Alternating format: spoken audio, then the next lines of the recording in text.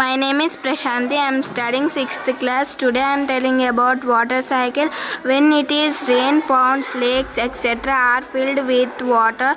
Water from rainfall run down as streams, small streams. Their small streams join other and make a big streams. Their big streams join the rivers. The rivers flowed down into a seas and oceans.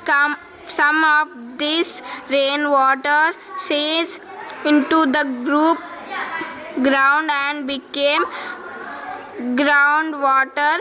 As it is very hot during summer, lake accumulate of water vapor from seas, lakes, rivers and etc. and converted into water vapor. This goes up into air to form clouds. Their clouds again cool and provide rain.